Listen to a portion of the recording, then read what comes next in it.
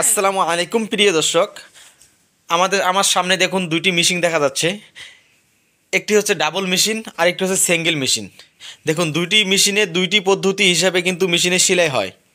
দুইটি নিয়মে কিন্তু এই যে যেটা টেনশন যেটা রয়েছে এখানে দেখুন টেনশন কিন্তু এই জায়গায় নাই। সিঙ্গেল মেশিনের টেনশনটি আছে এইদিকে, আর ডাবল মেশিনের টেনশন যেটা রয়েছে এটা হচ্ছে এখানে সামনের দিকে। আর যেটা হচ্ছে সেলাই যে কম বেশি করা লাগে, সেলাই যদি পাতলা হয় বা মোটা করা লাগে সেই জন্য দেখুন এখানে এটা রয়েছে। আর সিঙ্গেল মেশিনের মধ্যে দেখুন এই যে সিস্টেমটা এটা রয়েছে।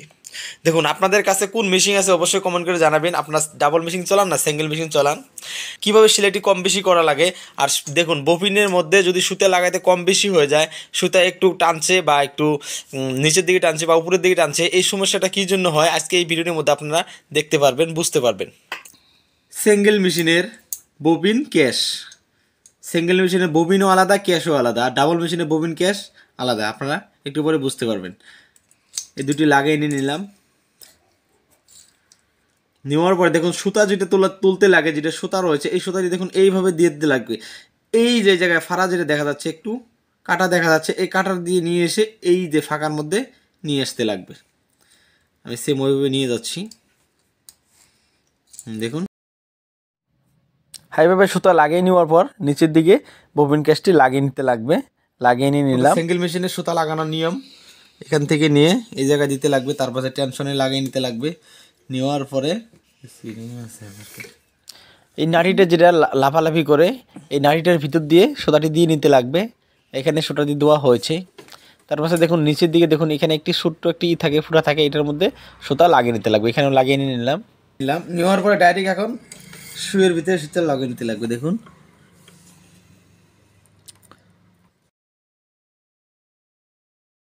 সুতা কিন্তু এই পাশ থেকেই দিতে লাগে, এই পাশ থেকে ঢুকিয়ে দিয়ে এই পাশ দিয়ে বের করতে লাগে সুতা। আশা করি বুঝতে পেরেছেন। এখন থেকে মেশিনটি ঘুরিয়ে নিই। এই যে সুতাটি উঠে গেছে নিচের থেকে। নিচের সেলাই টানলে ববিন ক্যাশের লাটটি লুজ দিতে লাগবে।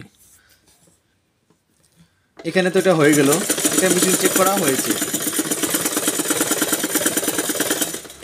আর একটু লুজ দেই।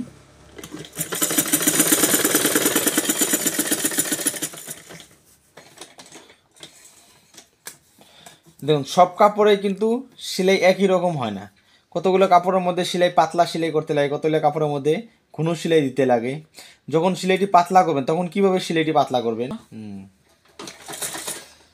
দেখুন যদি আপনাদের টাইট লাগে বা মানে সেলাইটি বড় লাগে তাহলে কি করবেন, এই টেনশনটি লুজ দিয়ে একটু উপরের দিকে নিয়ে নেবেন।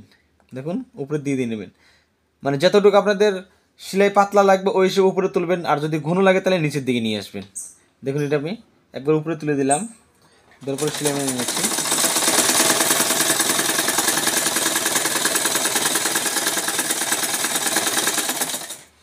এই যেখানে দেখতে পাচ্ছেন সেলাইটি কত পাতলা হয়েছে দেখো।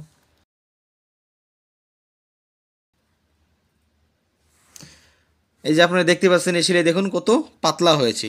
আর যদি ঘন লাগে, যখন আপনাদের সেলাই ঘন লাগবে তখন কি করবেন, এটা লুজ দিয়ে নিচের দিকে নামিয়ে নিয়ে আসবেন। দেখুন যতটুকু আপনাদের টাইট মানে ঘন সেলাই লাগে ওই হিসেবে দিয়ে আসবেন। এখানে ঈদও আছে, 1 রয়েছে, 2 রয়েছে, 3 রয়েছে, 4 রয়েছে, 5 অবধি সেলাইয়ের খাটটি দেওয়া রয়েছে। তো এখন সেলাই করে নিচ্ছি টাইট করার পরে।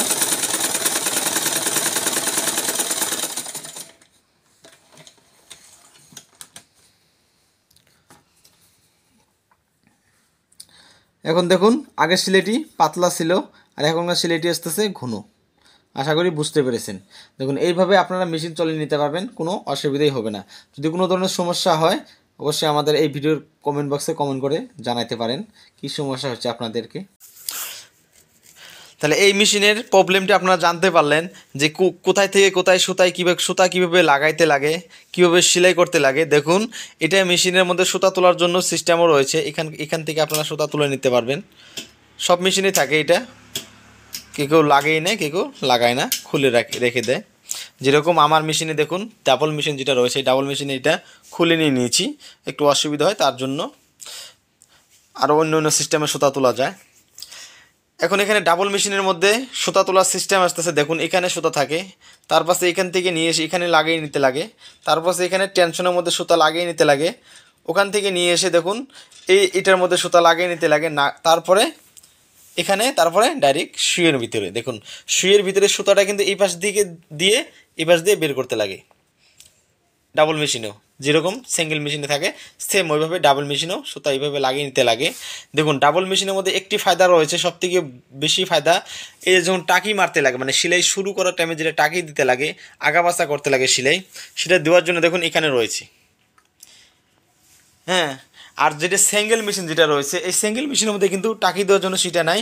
টাকি দেওয়ার জন্য কী করতে লাগে, পিছনে একটু উঠিয়ে নিয়ে তার পাশে হালকা আগাবাসা করে নিতে লাগে কাপড়টি, তারপরে টাকিটা হয়ে যায়। আর এখানের মধ্যে হালকা কাপড় টানাটানির কোনো দরকার নেই, খালি এটা মানে নিচের টানাটানি একটু ডাবাডাবি করলে এটা দিয়েই হয়ে যায়। হয়তো যারা আপনারা ডাবল মেশিন চলাইছেন তারা বুঝতে পারবেন কীভাবে এটা চলে। এটার মধ্যে আর কি বুঝিয়ে দেবো, ওই সেম ওইভাবে সীতা ওইভাবে তুলে নিয়ে এসে তার পাশে এইভাবে এখানে, আর যখন সুতা যখন টাইট লুজ করতে লাগে মানে সিলাইটি বড় লাগে বা ছোটো লাগে তখনকার সিস্টেম হচ্ছে এই যে এটার মধ্যে দেখুন এখানকার এখানেও দেওয়া রয়েছে, স্পিড দেওয়া রয়েছে 1, স্পিড 2, 3, 4, 5, এখানেও 5ই রয়েছে। কতটুকু আপনাদের সেলাইটি বড় লাগে ছোটো লাগে এটা ঘুরিয়ে ঘুরিয়ে আপনারা দিয়ে নিতে পারবেন। আশা করি বুঝতে পেরেছেন। আরও যদি কিছু যদি আপনাদের জানা থাকে, জানার জন্য যদি কিছু বাকি রেখে থাকলাম বা কিছু যদি আপনারা জানতে চান আরও, তাহলে এই ভিডিওর কমেন্ট বক্সে কমেন্ট করে জানাতে পারেন আপনারা কি জানার দরকার রয়েছে আরও। অবশ্যই আপনারা কমেন্ট করে জানিয়ে নেবেন।